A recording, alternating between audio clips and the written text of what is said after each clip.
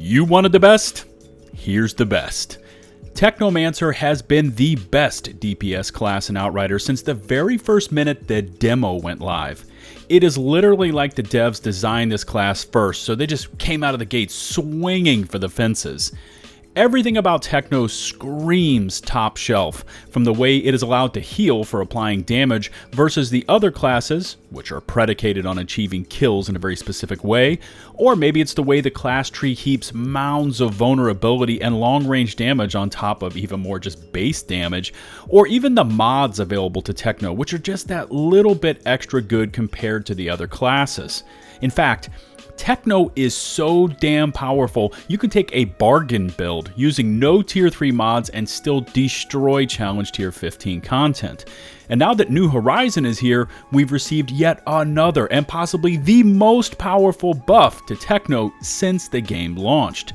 What's going on, everybody? It's LtBuzzLitebeer, and I have been receiving requests to update my ultimate toxic Techno build guide, and here it finally is. And by the way, if you want to see a bargain version of this build using no tier 3 mods, I will leave a link in the video description to that video. Please remember to smash that sub button and ring the notifications bell. Let's begin.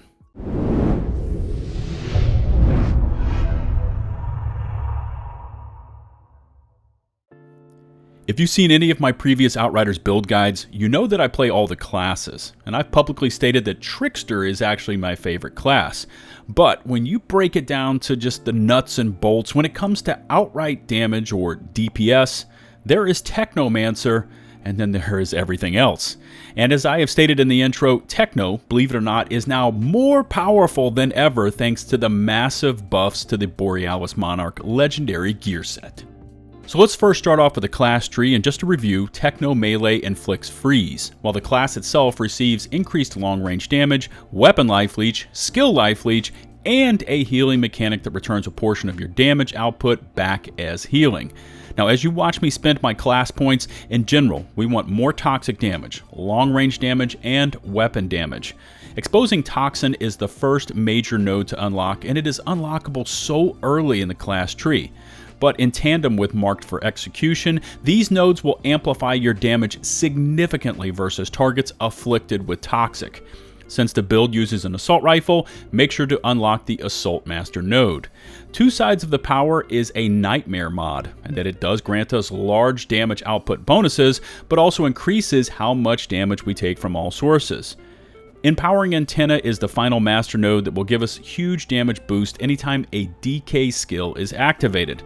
Now, I've tinkered with this setup quite a bit, and I recommend spending your final point on the Anomalous Body node for 10% more health, especially since this build is full commitment into DPS, and certain enemy types seem to be hitting harder since the New Horizon update went live.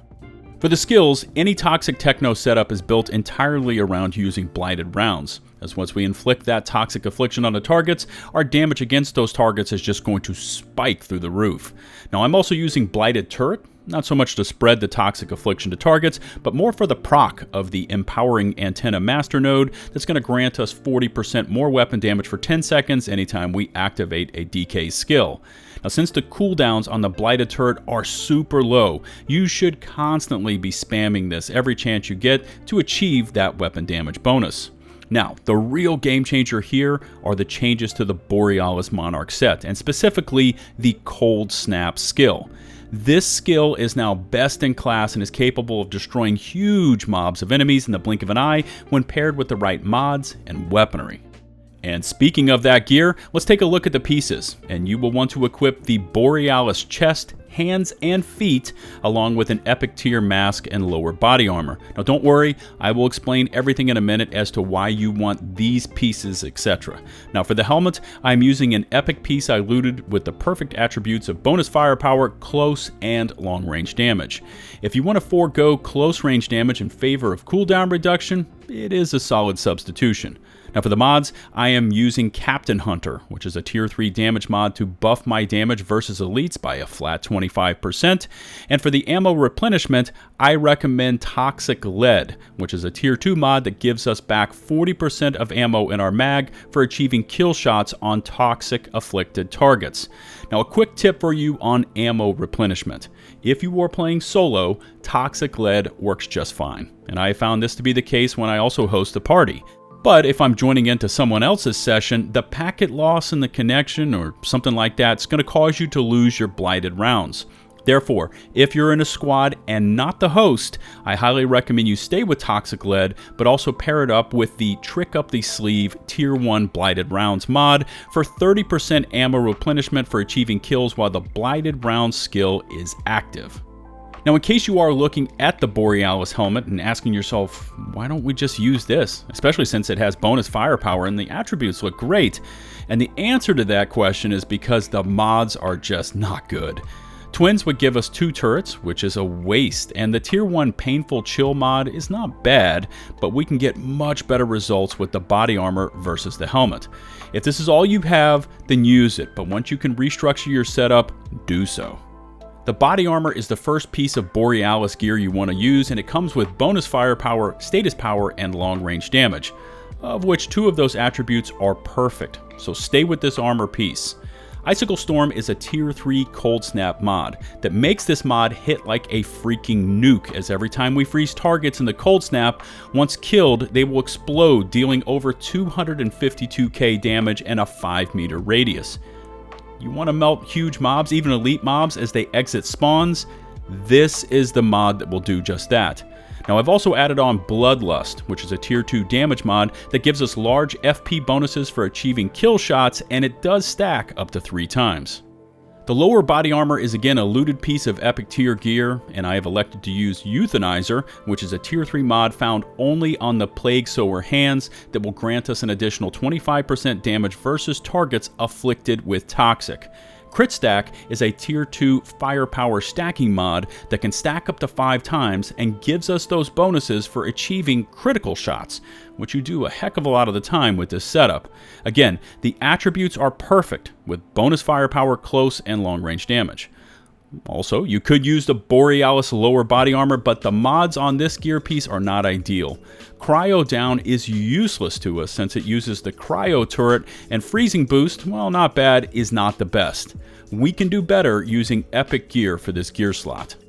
The gloves are the second piece of Borealis gear you want to equip, and they do come with max health, cooldown reduction, and long range damage. And believe it or not, the max health is not a bad choice here, as you will be pushing out tremendous amounts of damage even without the bonus firepower. Shatter is a Tier 3 mod that comes standard on these gloves and grants us an additional 25% damage versus frozen targets, and I've also added on Dum Dum bullets for a flat 10% increase for using an assault weapon. The boots have matching attributes to the gloves and come standard with Sharp Eye, which is a Tier 3 damage stacking mod for achieving kill shots while aiming down the sights. Radical Therapy adds another 15% damage versus targets afflicted with Toxic. Since we now have 3 pieces of Borealis equipped, this is where that insane gear set bonus that I mentioned earlier comes into play. For every enemy that is frozen, you will now do 90% increased damage versus those targets, which is absolutely freaking mental. Notice it doesn't say that you freeze or must be frozen by cold snap. Simply any enemy that is frozen will now take that extra 90% damage from you. Also, I wanted to address the fact that my setup does not use a single sustain mod, of which mitigation from death would be the ideal choice, and my answer to that comes actually in several parts. One is the fact that Techno heals for dealing damage, and with this build, we will be dealing immense amounts of damage, and will therefore be healing.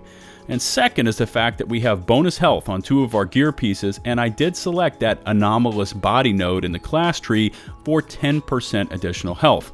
And the third reason has to do with my choice in weaponry. I've already mentioned that for this setup we're going to be using an assault rifle, and I grabbed my EB Renegade from the stash and modified the variant over to tactical for the 3-round burst and increased crit multipliers.